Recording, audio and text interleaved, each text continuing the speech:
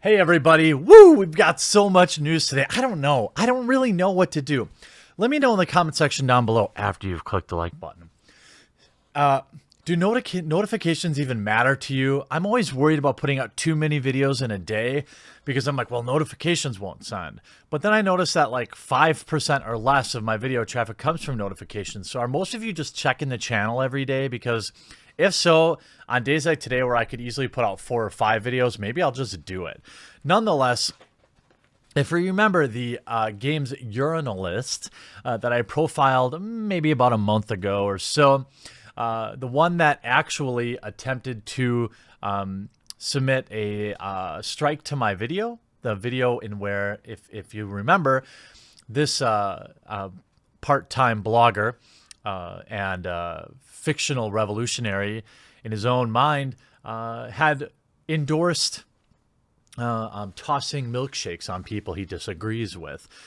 It wasn't a story because there are a lot of idiots in the world. It was only a story that because he is a video games urinalist for a website called VG247. And then the absolute mad lad tried to strike down my video for showing his face, which of course did not work. YouTube sided with me. So it would be a huge shame if everybody watching this video who hasn't already liked and shared it, because I'm sure Mr. McKeon would be really sad if we continued to catalog his moronic hot takes. So this yesterday, there was an article that came out on Niche Gamer.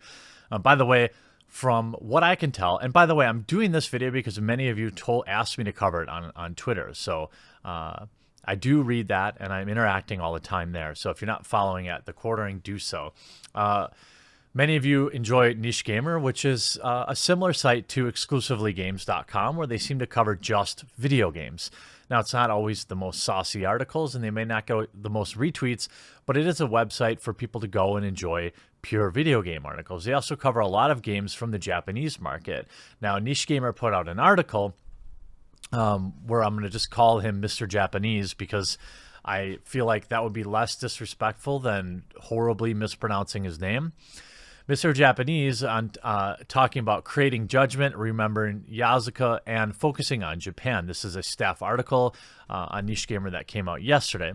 They said, we had a rare and wonderful opportunity to sit down and chat with Sega's chief creative officer, Mr. Japanese, at this year's E3.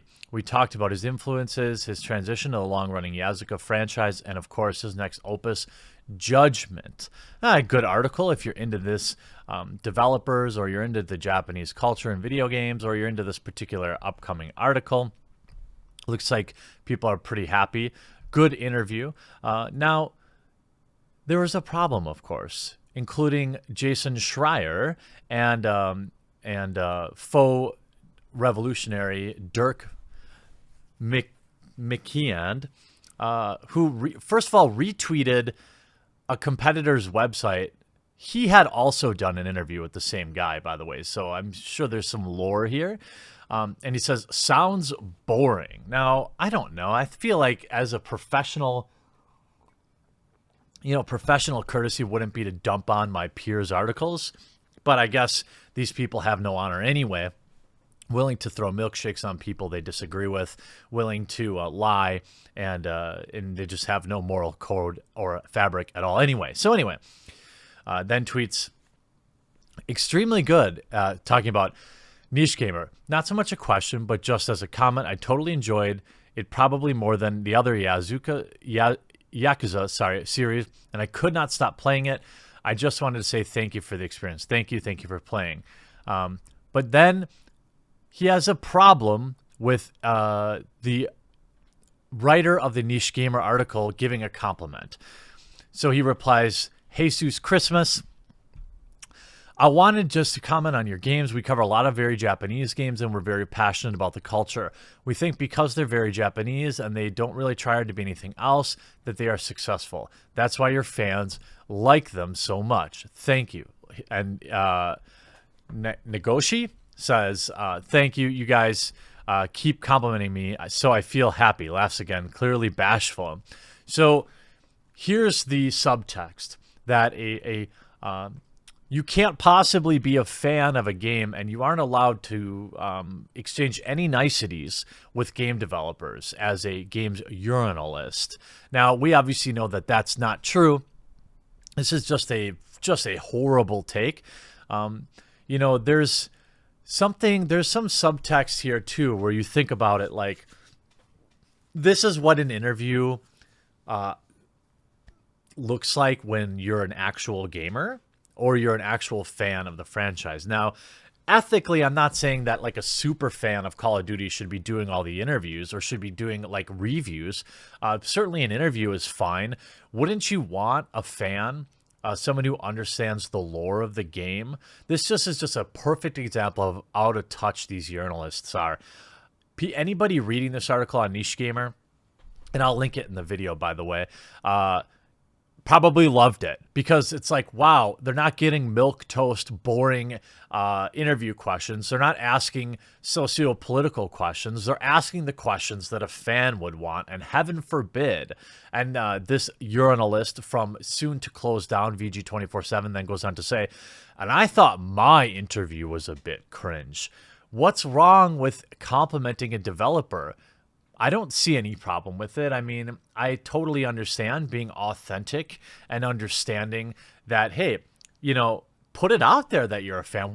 I don't understand. This is why it doesn't compute. I'm literally trying to make sense of why this would be a bad thing, but I can't, because I get that if you're doing like a critical review, you probably don't want like a fan boy or girl doing the review, but for any other thing, I think it'd be totally fine. And that's also, you know, fanboys and fangirls can still be very critical. But then you see Jason Schreier getting in here. Jason Schreier saying, now that's ethics in video game journalism. Really, Schreier? Really? I mean, are we really going to bring up GG again? I mean, this is the second video today where I've had to address this sort of thing. And he's been going on and on and on and on and on. By the way, I need to cover the Bernie Sanders in video games thing too. Jeez, I'm behind. I could probably do five videos today. But, you know, like, Schreier's making fun of Niche Gamer, right? I interviewed Natalie Portman once in college, and that got me permanently over being starstruck. Okay, so what? There's being starstruck, and then there's also just, I don't know, being kind.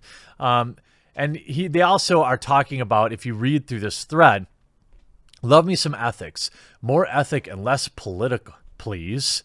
Thank you guys for making very games that are games. My favorite games are games. Yeah, imagine who, and here we have Mike Drucker, too. Oh, he's a writer on Samantha Bee. Oh, shocking that that somebody who writes for a trash show on Comedy Central would have the opinion that gamers, you know, the people who are reading your interviews, might actually care about the game. And you have, obviously, you know, them taking the, what do you say, like the stance that it's bad to compliment, it's bad to be a fan. Well, I wonder how many months VG247 has left. I mean, Schreier will always find work. Unfortunately, he still, as a blind squirrel, can find a nut every now and again. But as more of his inside sources start to, let's say, email thecordering@gmail.com, maybe people inside these companies want to feed their leaks and their news to somebody who doesn't actually hate the community, like clearly Kirk McKeand, you know, pseudo-revolutionary, probably living in a one-bedroom apartment with 3 roommates. But that's neither here nor there.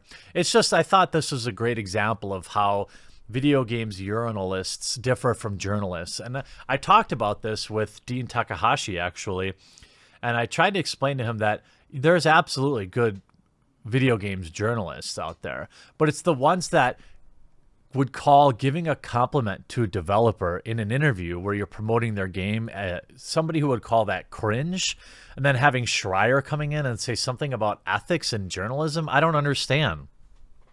If you're just doing an interview, who cares if you're a fan?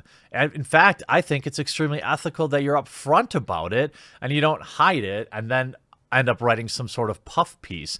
But Jason Schreier doesn't care about that. He's been talking all day long about Gamergate chuds.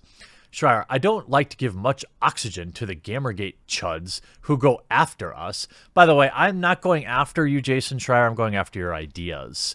Nothing personal. I don't think I've ever said anything personal about you. But that this is too funny not to share. Imagine thinking that the press secretary for Bernie Sanders is going to be sympathetic to your group. I don't know. You don't know someone's personal political leanings based on, this is just your assumption. But this is the kind of stuff that makes Schreier look like a total hack. He does one or two really good articles, but then he goes out and he spazzes out all day long about Gamergate all day long. And then he talks about, how it's unethical to compliment somebody. I don't understand. Nish Gamer, we had an extremely good interview with Yazuka creator Toshihiro Nagoshi at this year's E3. We talked up his shift to working on the next opus. What's wrong with this? This seems like a great article. Cringiest interview I ever had to read. Love how, quote, ethics in games journalism stands for, we really just want to play our games and not see them criticized ever. They're perfect, you hear me? Perfect. This is obviously somebody coming from Kirk. This isn't even... I don't understand. That's not the purpose of this article. What's wrong with being positive about articles? People want to talk about how folks navigate to negativity on YouTube. Look at the people writing this stuff. Jason Schreier spazzing out about Gamergate all day long.